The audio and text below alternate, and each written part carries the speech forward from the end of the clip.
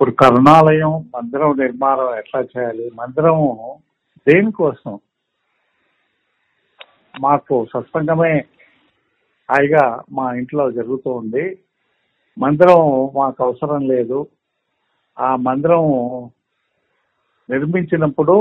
నిర్మించడానికి అనేక పాటలు పడాలి.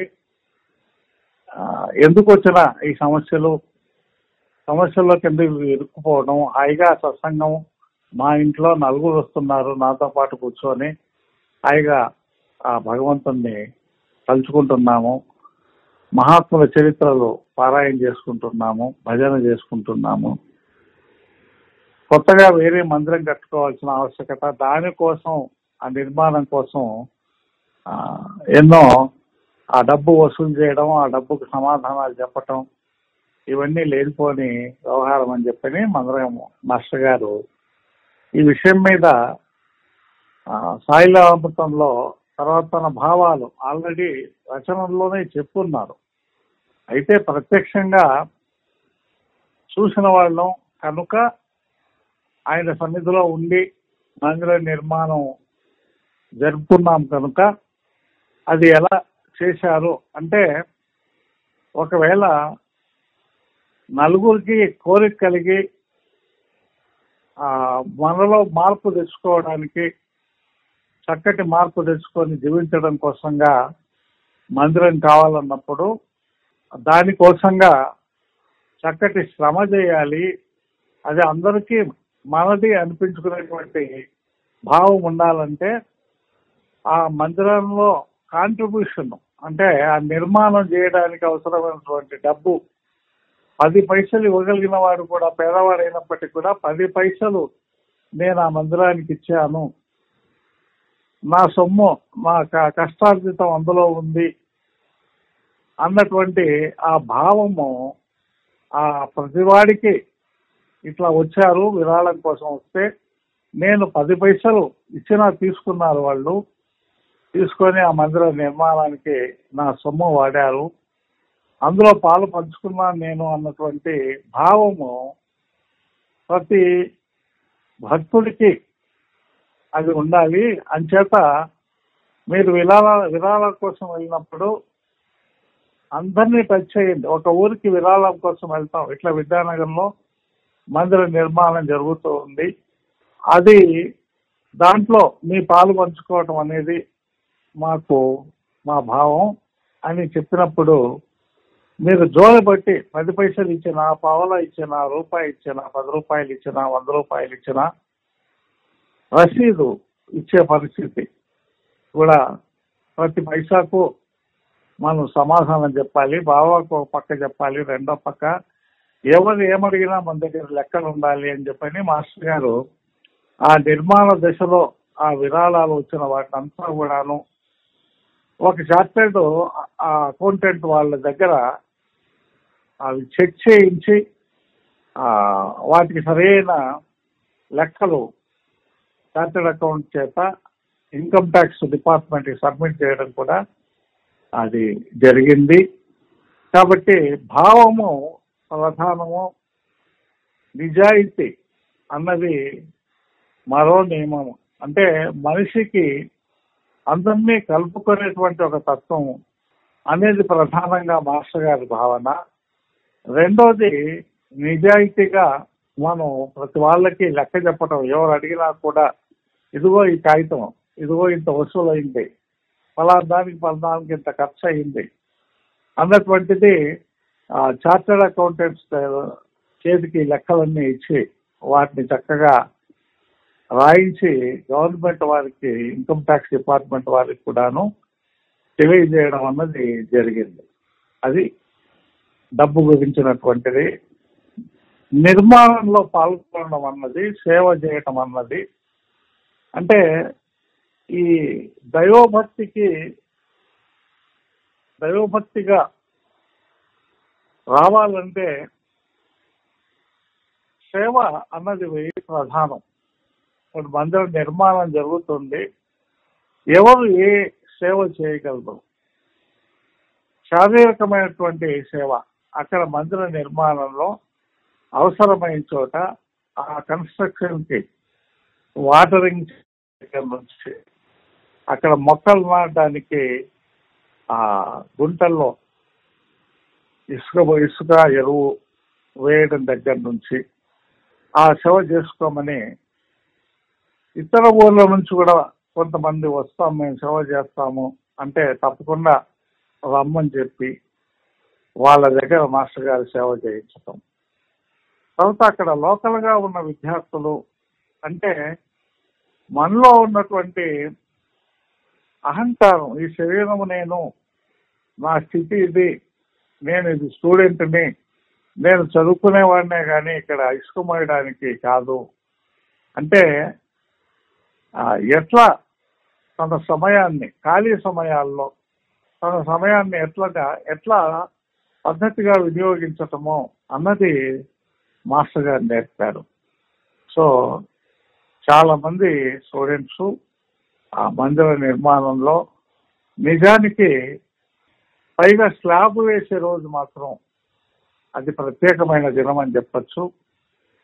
ఉదయం నుంచి సాయంత్రం దాకా అప్పట్లో ఈ టెక్నాలజీ తక్కువ, ఇన్స్ట్రుమెంట్స్ వాడడం అనేది పెద్దగా లేదు. మ్యాన్ పవర్తోనే కంకర, సిమెంటు, ఇసుక మిక్స్ చేసి కాంక్రీట్ వేయడం అన్నది సాయంత్రము అయ్యేటప్పటికీ పొద్దున్న నుంచి చేసిన వర్కర్స్ అలసిపోయి ఇంకా మేము చేయలేము, ఆ పని పూర్తి కాలేదు, కొంత కొరవ పోయింది.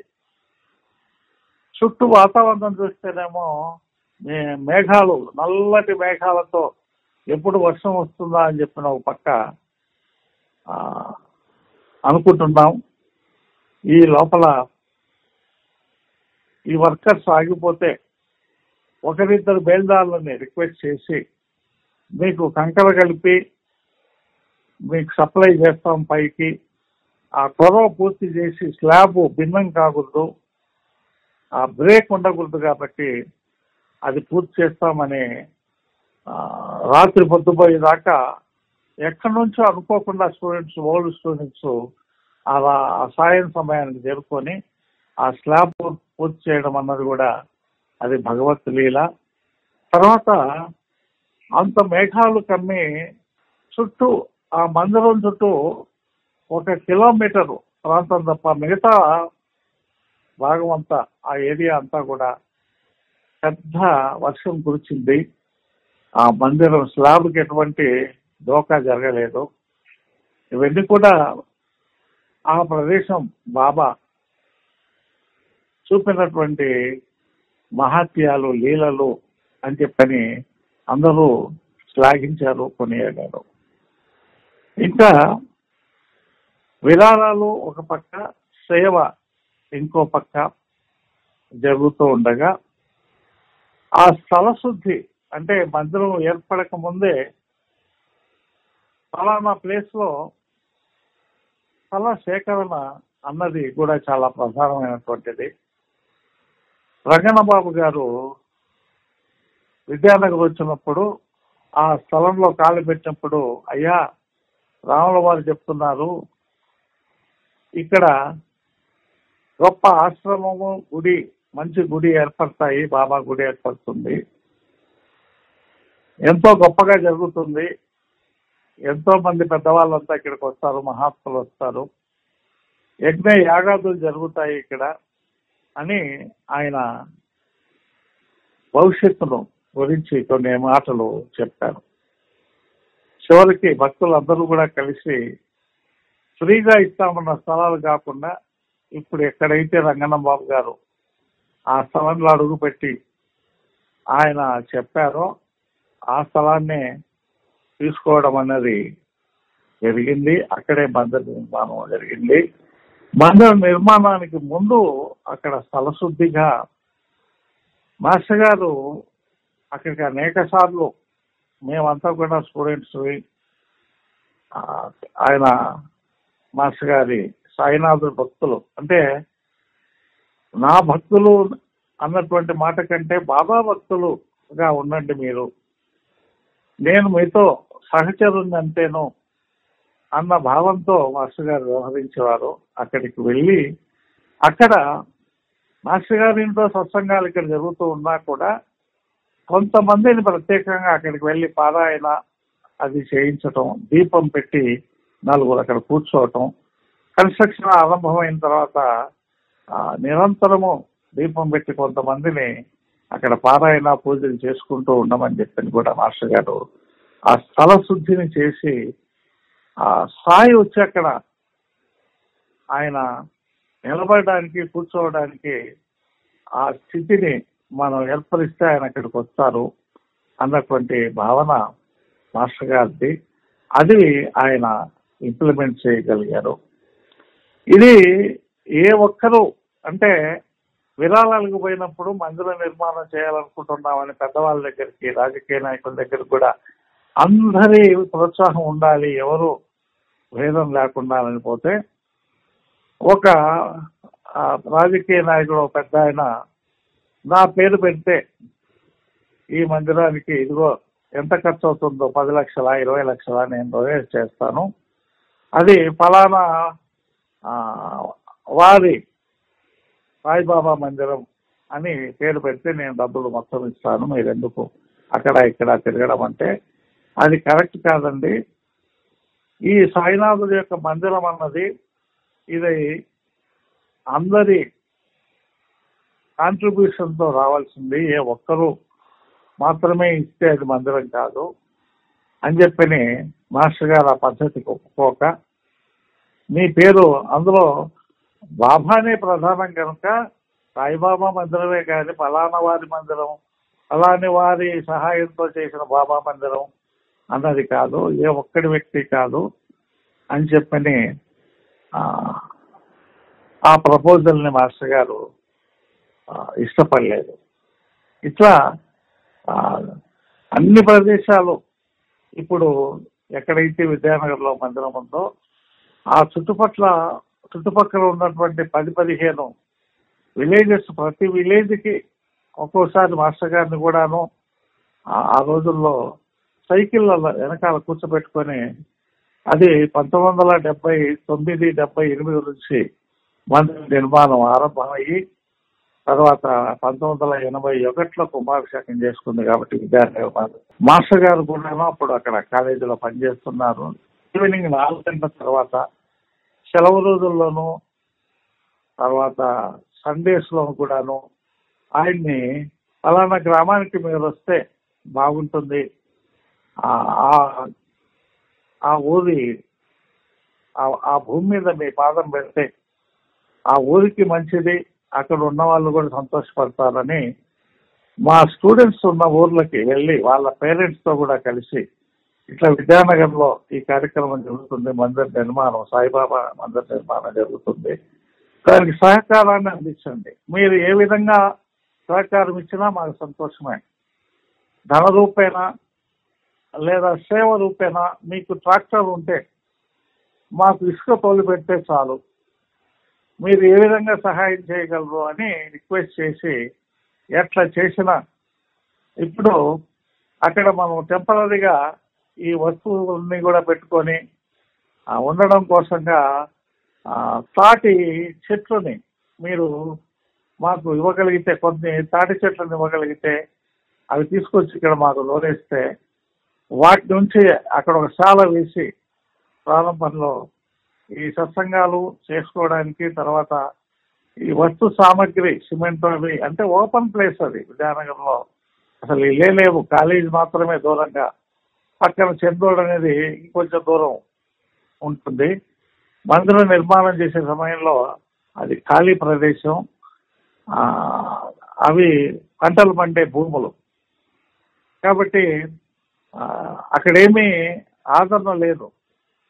అంచేత సాల వేసుకోవడానికి మీరు ఏదైనా సామగ్రి ఇస్తే మేము సాలతో ఆరంభిస్తామని చెప్పని అటువంటి సహాయం కూడాను ఆ రైతుల ద్వారా వాళ్ళతో పొందాం. కాబట్టి అందరి కర్ణతో సాయినాథుడు అక్కడ కూర్చోబెట్టబడ్డాడు. అంచేత ఆయన అందరినీ మంచి చూపు చూసి అనేక లీలలు ప్రదర్శన జరిగింది కాబట్టి అది సాయి కర్ణాలయం విద్యానగర్ అన్నటువంటిది అలా చెప్పుకోవచ్చు. కాబట్టి అందరి భక్తుల్ని ఆ చుట్టుపక్కల ఉండే 10-12 విలేజెస్ కూడాను ఇప్పటికీ వాళ్ళ ఊళ్ళలో దేవాలయం ఉన్నా సరే బాబా మందిరాలు ప్రతి ఊళ్ళో ప్రతి వీధిలో ఏర్పరచుకున్నా కూడా విద్యానగర్ మందిరానికి వెళ్ళి అక్కడ బాబాకి నమస్కారం చేసుకొని వద్దాం, మన బాధలు చెప్తే ఆయన వింటాడు అని చెప్పని అనేక మంది ఇప్పటికి కూడాను ప్రతి గురువారం చాలా శోభాయమానంగా జనమంతా వచ్చి బాబా అభిషేకం దగ్గర నుంచి, మార్నింగ్ అభిషేకం దగ్గర నుంచి రాత్రి సాయంత్రం సత్సంగము, భజన, తర్వాత పల్లకీ సేవ. ఈ పల్లకీ సేవ ప్రత్యేకత, వాళ్ళు కోరికలు పల్లకీ సేవ చేయిస్తాము, మాకు ఇదిగో ఇట్లా మంచి జరగాలని వాళ్ళ కోరికలు తీర్చుకోవడం కూడా పల్లకీ సేవ ద్వారా అనేక మంది పోటీ పడి పల్లకి సేవ చేస్తారు. ప్రతి గురువారము ప్రత్యేకంగా మందిరం చుట్టూ మాడవీధుల్లాగా మందిరానికి మాడవీధుల్లాగా 4 వీధులు ఏర్పాటు చేశాం. ఆ వీధుల గుండా పల్లకీ సేవ 3 చుట్లు చుట్టడం అనేది భక్తులంతా మోస్తూ చక్కటి సేవ చేస్తారు. అక్కడ అన్ని రకాలైనటువంటి అవకాశాలు స్లోగా 1 by 1 డెవలప్ చేసుకుంటూ మందిర నిర్మాణం పూర్తయింది. రీసెంట్ గా అన్నదానం చేసుకోవడానికి కూడా ఇబ్బంది లేకుండా, వర్షాలు వచ్చినప్పుడు ఇబ్బంది లేకుండా అన్నదానం నిర్మాణం కూడాను స్టార్ట్ అయింది, జరుగుతూ ఉంది. ఫస్ట్ ఫేజ్ స్లాబ్ కూడా వేశారు. ఇట్లా ఒక మహత్వ కలిగినటువంటి మొదటి నుంచి కూడాను అందరి పార్టిసిపేషన్, అందరి మనసులు కలిసి మెలిసి చేయడం అన్నది అప్పుడు అది నిజమైనటువంటి బాబా మందిరం అవుతుంది. కానీ ఏ ఒక్కరో కలిసి నేనే చేస్తాను అన్న భావన కాకుండా ఇట్లా అందరి చేత అది ఏర్పరచబడిందని చెప్పడం జరుగుతుంది. అది నాన్న, అది కరుణాలయం మందిరము.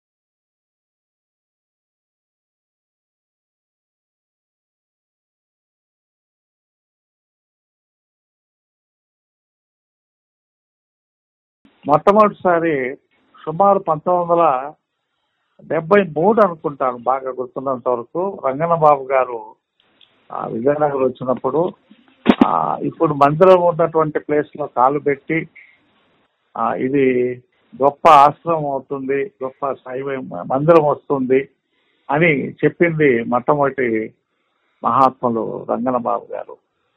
ఆ తర్వాత మాస్టర్ గారికి పూర్ణానంద స్వామి ఆయన శంకుస్థాపన కోసం వచ్చారు. అప్పుడు మేమందరం కలిసి మాస్టర్ గారితో సహా ఆయనతో ఫోటో దిగాము. ఆయన మాస్టర్ గారి చేతనే శంకుస్థాపన చేయించారు. ఆ తర్వాత 75 ఆ ప్రాంతంలో మాస్టర్ గారు పెళ్లి అయిన తర్వాత మళ్ళీ రంగన్న బాబు గారు విజయనగరం వచ్చారు. తర్వాత అసలు ఈ మందిర నిర్మాణానికి మాస్టర్ గారిని పురికొల్పి మందిర నిర్మాణం చేయమని చెప్పినటువంటి నారాయణ మహారాజు గారు, ఆయన హైదరాబాదులో ఉండేవారు, అక్కడే సమాధి అయ్యారు. వాకాడ్లో పుత్రకామేష్టి యాగం కోసంగా వచ్చినప్పుడు మాస్టర్ గారి దగ్గరికి విద్యానగర్ వచ్చి మాస్టర్ గారితో మందిరం నువ్వు పూనుకుంటే అవుతుంది, బాబా మందిర నిర్మాణం ఇక్కడ జరుగుతుంది, తప్పకుండా పూనుకో అని చెప్పినటువంటి మహనీయుడు నారాయణ మహారాజు. ఆ తర్వాత మందిర నిర్మాణం జరుగుతూ ఉండగా స్లాబ్ వర్క్ పూర్తయింది. బాబా విగ్రహం పెట్టేటువంటి ఆ ప్రదేశంలో చుట్టూ కూడాను డయస్ లాగా కట్టి అక్కడ ఇసుక పోసి ఇంకా రెడీ చేస్తున్నాం. వెంకయ్య స్వామి వచ్చి సుమారు 3.5 రోజులు ఆయన అక్కడే దుని వేసుకొని ఆయన అక్కడే ఉన్నారు. ఆయన పూజారికి కార్యక్రమాలు మాస్టర్ గారు చేశారు. ఆ మహనీయుడు వెంకయ్య స్వామి ఎక్కడికి పోనటువంటి ఆయన, అయ్యా మనం పదండి విద్యానగర్ పోదాం అని చెప్పి 3.5 రోజులు మహనీయుడు ఉన్నాడు. ఆ తర్వాత మన రామిరెడ్డి తాతగారు కూడా, కర్నూలు రామిరెడ్డి తాతగారు కూడా వచ్చారు. ఆయన మందిరంలో అక్కడే మందిరం కుమారాభిషేకం అయిన తర్వాత, మాస్టర్ గారి సమాధి అయిన తర్వాత రంగన్న బాబు గారు, మన రామిరెడ్డి తాతగారు వచ్చారు. గులాబ్ బాబా గారు విగ్రహ స్థాపన చేశారు. మాస్టర్ గారు ఉండగానే 1981లో కుంభాభిషేకం జరిగేటప్పుడు మందిరానికి కేశవయ్య స్వామి మద్రాసు నుంచి ఆయన వచ్చారు. తర్వాత మన గట్టుస్వామి ఆయన అనేక సార్లు ఘటస్వామి వచ్చారు. ఇట్లా అనేక మంది ఎందరో మహానుభావులు మందిరాన్ని దర్శించాలని, సాధువులు తెలియకుండా మనకి అసలు మాస్టర్ గారు ఇప్పుడు నివసించినటువంటి ఇల్లు, ఆనాడు మాస్టర్ గారు నివసించిన ఇల్లు, ఆ ఇంటి పక్కనే ఒక మహనీయుడు రోజు ఆ ప్రాంతంలో వెళ్ళేటప్పుడు అక్కడ వచ్చి కాసేపు కూర్చునేవాడని చెప్పని కూడా చెప్పేవారు. ఇట్లా అందరి మహనీయుల యొక్క స్థానం నేడు విద్యానగర్లో కరుణాలయంగా భక్తులందరికీ కూడాను ఆనందదాయకమైనటువంటి జీవితాన్ని ప్రసాదించే ఆలయంగా రూపుదిద్దుకుంది. అది ప్రత్యేకంగా మహనీయుల యొక్క ఆశీస్సుల చేత.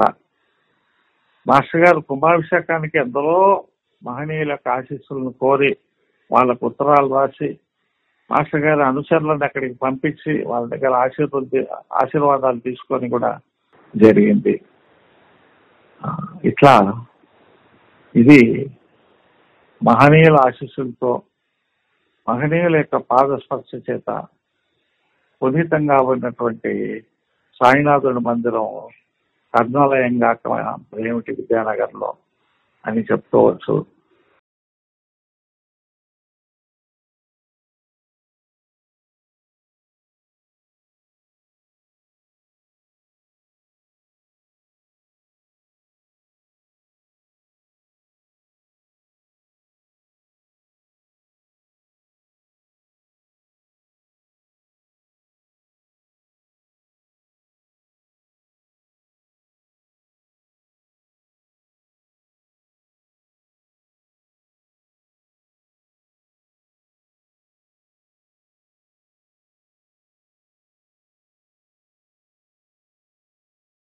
మాకు కలగజేసింది. అయితే నిజానికి మాస్టర్ గారు విద్యానగర్ వెళ్ళిపోవాల్సిన పరిస్థితి, అది మరి భగవత్ నిర్ణయము. ఇక్కడ పనేమో పూర్తయింది, ఆయన చేయవలసింది, మందిర నిర్మాణం పూర్తయింది, కుంభాభిషేకం అయింది. ఆ తర్వాత కొన్ని పరిస్థితులు రావడం చేత ఇంకా ఆయన సేవ, బాబా సేవ సంపూర్ణంగా చేసుకోవడం కోసంగా ఆయన వెళ్లాల్సి వచ్చింది. వెళ్ళాలనుకుంటాము. అయితే ఇక్కడ కొంచెం మేమంతా ఇబ్బంది పడటము, మానసికంగాను శారీరకంగాను ఇబ్బంది పడినటువంటి రోజులవి. ఈ కష్టాలు అందరూ పడ్డారు. భక్తులు, భగవంతుడికి భక్తులు మన కర్మ తొలగించుకోవడానికి భగవంతుడే ఈ విధంగా చేస్తుంటాడు అనేటువంటి పాజిటివ్ అప్రోచ్తో వెళ్ళాము.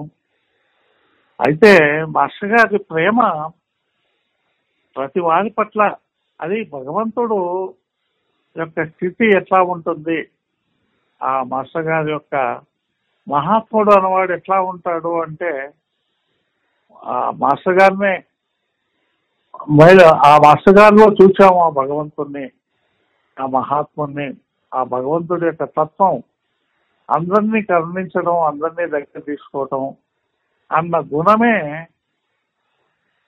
ఏదైతే చెప్పారో పెద్దలు, ఆ భగవతత్వంతో నిమిడీకృతమైనటువంటి స్వరూపం మాస్టర్ గారు. ఆయన ఇక్కడి నుంచి వెళ్ళిన అంటే తల్లి పొత్తుల్లో ఎంతకాలం ఉంటాం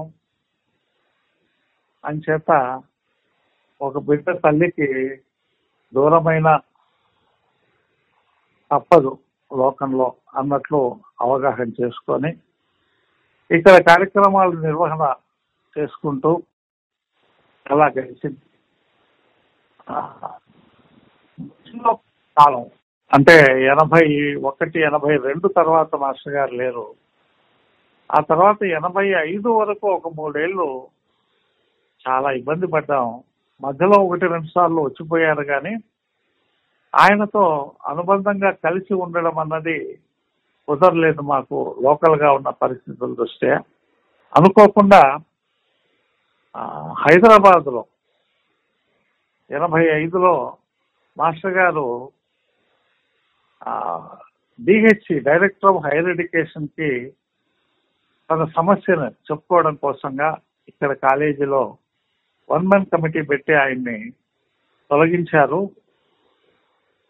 అంచేత ఆ విషయాన్ని గవర్నమెంట్ హైదరాబాద్ లో అప్పుడు ఆయన వెళ్ళారు. తర్వాత నేను అదే సమయంలో అదే రోజే చేసుకోవడం కోసంగా యూనివర్సిటీకి వెళ్ళి ఎస్వి యూనివర్సిటీకి ఫ్యాకల్టీ ఇంప్రూవ్మెంట్ ప్రోగ్రామ్ కింద ఎఫ్ఐపి అంటారు దానికోసంగా permission director of higher education దగ్గర నుంచి తెచ్చుకొని యూనివర్సిటీలో జాయిన్ అయ్యి పరిశోధన చేస్తూ అట్లా 1 or 2 years 3 years అక్కడ యూనివర్సిటీలో గడపడం కోసంగా. తర్వాత అప్పట్లో ఎంఫిల్ లేదా పిహెచ్డి లేని మాకు ఇంక్రిమెంట్స్, అదనపు ఇంక్రిమెంట్స్ ఇవ్వననే జీవో లెక్చరర్స్కి అప్పుడు వచ్చింది. సో 2 కారణాలు చూస్తే, ఒకటి కొంత ఈ ప్రదేశానికి దూరంగా ఉంటే, ఇక్కడ ఉన్నటువంటి పరిస్థితులు ఇక్కడ బాగలేవు కాబట్టి కొంత దూరంగా ఉంటే ఈ లోపల మనుషుల్లో మార్పులు వస్తాయి, మర్చిపోతారు, యథావిధిగా మనము కలిసిపోయి ఉంటాము. రెండవది, నేను నా ఇంప్రూవ్మెంట్ కోసంగా కూడా ఇది పనికొస్తుంది అని చెప్తేనే హైదరాబాద్కి వెళ్ళినప్పుడు అక్కడ మాస్టర్ గారు ఒకరికొకరు ఎదురుపడడం తెలియకుండా బాబా కలిపారు.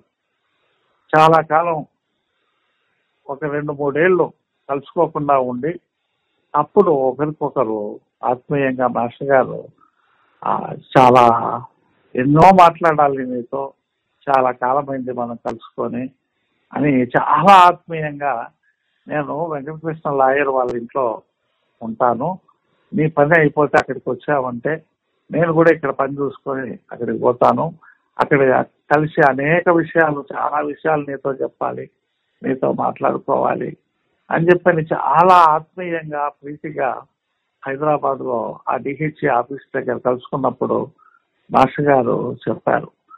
చెప్పేటప్పటికీ ఆ ప్రేమ అంతా ఒక్కసారిగా వలకబోసినట్లు అనిపించి, అయ్యో ఇంతటి ప్రేమమయుడు, మరి ఎప్పటి నా కర్మం ఆయనకి కొంచెం దూరంగా ఉండవలసి వచ్చింది ఈ లోక పరిస్థితుల వల్ల అని చెప్పని అనుకొని, అయితే నాకు ఆ మరుసటి రోజే ఎస్వి యూనివర్సిటీలో రీసెర్చ్ అడ్మిషన్ కోసంగా మరుసటి రోజే నాకు లాస్ట్ డేటు అని చేత, సార్ ఇలా నా పరిస్థితి ఉంది, మళ్ళీ అవకాశం ఉంటే కలుద్దాం అని చెప్పని ఆయన చెప్పి మనసులో నమస్కారం చేసుకొని, ఇప్పుడు రాలేని పరిస్థితి, ఇప్పుడు బయలుదేరితే రేపు తెల్లారిసప్పటికీ అప్పటికే మధ్యాహ్నం 3 అయిపోయింది, నేను బయలుదేరి నేరుగా తిరుపతికి వెళ్ళి ఆ మరుసటి రోజు అక్కడ జాయిన్ అయిపోవాలి, జాయినింగ్ రిపోర్ట్ ఇవ్వాలి, ఆ కాలేజీకి కూడా ఇన్ఫర్మేషన్ ఇవ్వాలి, కాబట్టి సమయం లేదు నాకు అని చెప్పి మాస్టర్ గారు చెప్తే అలాగే అలాగే నీకు ఆశీస్సులు అని చెప్పి నేను ఈ యూనివర్సిటీలో జాయిన్ అయ్యాను. అది తృప్తిగా చాలా కాలం తర్వాత, అంటే అంతకుముందు విద్యానగర్ మందిరం కుంభాభిషేకం అయిన తర్వాత మాస్టర్ గారు చివరగా కుంభాభిషేకం జరిగి కొంతకాలం అయిన తర్వాత దామోదర్ చనిపోయిన తర్వాత మాస్టర్ గారి మీదకి జనాలు లోకల్ గా ఉన్నటువంటి కొంతమంది వ్యతిరేకులు, దుర్మార్గులు ఆయన ఇబ్బంది పెట్టడానికి వస్తున్నారని తెలిసి మాస్టర్ గారికి చెప్పగా, తర్వాత కొంతమంది భక్తులు వచ్చి ఆయన ఇక్కడ ఆ పరిస్థితుల్లో ఇక్కడ ఉంచడం సరికాదు అని ఆయన తీసుకోవడానికి వెంకటగిరికి తీసుకెళ్ళడం జరిగింది. అట్లా ఆ విషయాలన్నీ గతంలో చెప్పుకున్నాం మనం. తర్వాత చివరగా మాస్టర్ గారు 1989 ఏప్రిల్ 12 సమాధి అయినటువంటి పరిస్థితిలో, అప్పుడు మేము తిరుపతిలో ఇంటర్మీడియట్ స్పాట్ వాల్యుయేషన్ పేపర్లు దిద్దే కార్యక్రమంలో ఉన్నాం. పేపర్ న్యూస్ వచ్చింది. సో ఆ మరుసటి రోజు 12వ తేదీ ఆయన ఉదయాన్నే శ్వాస వదిలారు. మాకు తెలియదు. మేము తిరుపతిలో సుధాకర్ రెడ్డి, నేను, సూర్యప్రకాష్ రావు గారు స్పాట్ వాల్యుయేషన్ లో ఉన్నాం మాస్టర్ గారి భక్తులుగా. అక్కడ స్పాట్ వాల్యుయేషన్ నుంచి విషయం తెలిసిన తర్వాత ఆ రోజే 13వ తేదీ మరుసటి రోజు 8 గంటలకు విషయం తెలిసింది. వెంటనే బయలుదేరి ఒంగోలు వచ్చాం బస్సులో. ఆ బస్సు ఈ బస్సు పట్టుకొని ఒంగోలు వచ్చేటప్పటికి మాస్టర్ గారి చివరి దర్శనం, ఆయన ఊరేగింపంతా చేస్తున్నారు. చివరికి సాయిబాబా మందిరానికి, ఒంగోలు సాయిబాబా మందిరానికి తీసుకెళ్లి అక్కడ సమాధి చేసే ముందు ఆయన్ని దర్శనం చేసుకోవడం జరిగింది. సో డ్యూటీ ఉంది కనుక సమాధి చేయడం అంతా పూర్తయిన తర్వాత ఆ రాత్రే మళ్ళీ తిరుపతికి బయలుదేరి ఆ మరుసటి రోజు నుంచి స్పాట్ వాల్యుయేషన్ వరకు అది కంటిన్యూ చేశామన్నమాట. కాబట్టి అంతిమ దర్శనం మాస్టర్ గారిది ఆ విధంగా జరిగింది. అయితే ఆయన మాలో ఎనలేని మార్పు, భగవంతుడి మీద నమ్మకం, సాయిబాబా ఎటువంటి జీవితాన్ని, ఆదర్శవంతమైనటువంటి జీవితాన్ని మాకు ప్రసాదించి ఇప్పటికీ ఇంతకాలమైన, ఇప్పటికి సుమారు మాస్టర్ గారు 1970లో ఆయనతో కలుసుకోవటం, ఇప్పుడు 2025 55 ఏళ్ళు ఈ మధ్యలో గడిచినా కూడా ఆయన్ను మర్చిపోలేనటువంటిది, ఆ రోజులు మర్చిపోలేనటువంటిది. ఇప్పటికీ మాస్టర్ అంటే మహనీయుడు. మమ్మల్ని ఎంతో చక్కగా మాలో మంచి మార్పు కోసం ప్రయత్నం చేసిన మహనీయుడు, మా జీవితాలను సరిదిద్దినటువంటి మహనీయుడు, మహానుభావుడు అన్నటువంటి ఆ భావం మాలో ఇంకా నిలబడడానికి మా పూర్వపుణ్యం పనిచేసిందని, మాస్టర్ యొక్క ఆశీస్సులు మా మీద ఉండబట్టి ఈ స్థితి మాకు కలిగింది అని చెప్పని భావిస్తున్నాం. జై మాస్టర్ అన్న, అది మాస్టర్ గారితో ఆ చివరి.